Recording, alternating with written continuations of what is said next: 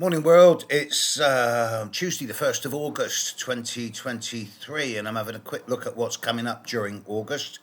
Earlier this week I did a set of videos for a channel that I record videos for each month, and I found myself saying to many of the sun signs, particularly the cardinal signs, Aries, Cancer, Libra, Capricorn, but it's going to be a fairly quiet month. They should stay below the radar screen.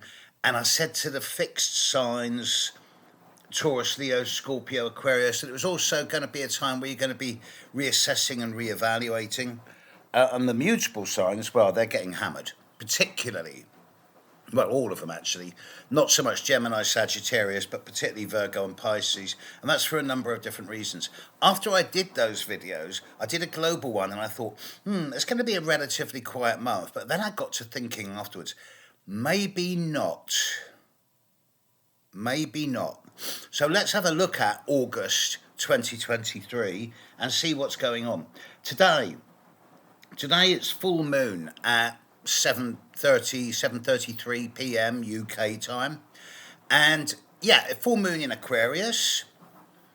It's not touching any other planets significantly, but I've got a funny feeling about it. It's very low on the horizon where I am, so it's going to be very high in the southern hemisphere, and I just feel that there's one or two big things coming up around the southern hemisphere over this next week or two. Yes, it's the Women's World Cup, and I just think that's great entertainment. I'm really enjoying watching. I don't watch football so much, hardly at all these days, but the women's football is fantastic. No ego, no diving. It's great to watch. But this is this full moon is it's a harbinger.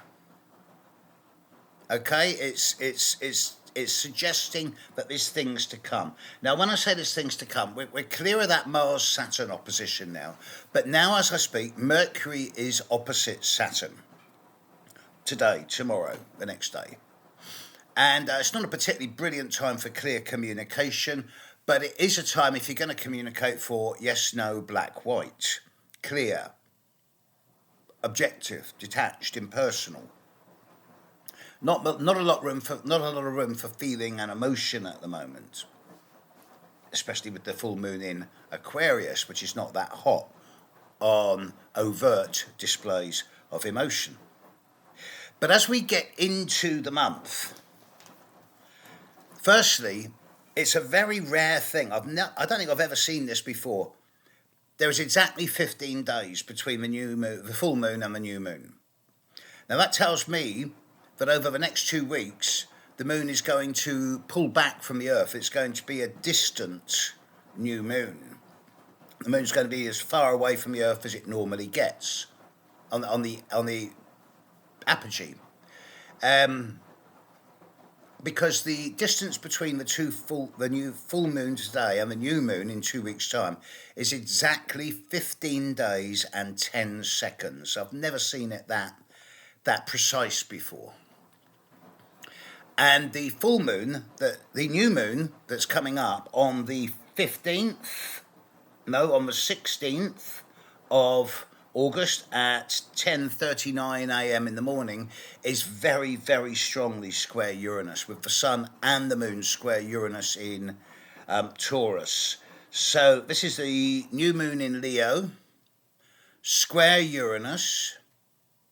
Both planets hitting Aquarius, which is the ruler of Uranus, and the sun rules Leo. So it does seem to me that there's some type of big issue around nobility, regality, global leaders, the king, the empire, the emperor, the dictator. Some prominent figures are really going to fall soon now. And that full moon of today and the new moon on the 15th suggests that there's already machinations at foot. The new moon at the very end of the month, on the 31st of August, at about 2:30 in the morning UK time, is also fairly strongly squaring Saturn. It's not exactly squaring Saturn in the sky, but it's strongly squaring where Saturn's been just before it went retrograde a couple of months ago. So it's squaring Saturn.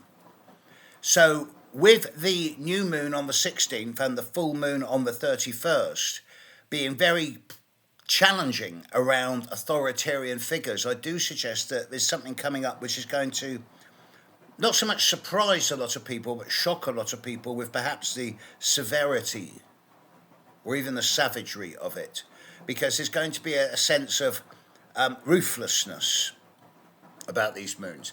And this isn't all. We do have a Venus retrograde now. Venus, I find it, has Venus actually gone retrograde? Yes, it has. We have now Pluto retrograde, Neptune retrograde, Saturn retrograde, Venus retrograde. And later this month, Uranus will go retrograde at the end of the month. Mercury is about to go retrograde. And Jupiter will go retrograde at the very start of next month.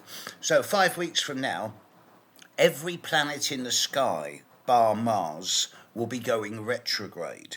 Again, that's unusual, and it points to a time of significant fundamental changes in the wiring behind the boards, in the underground, in the underneath.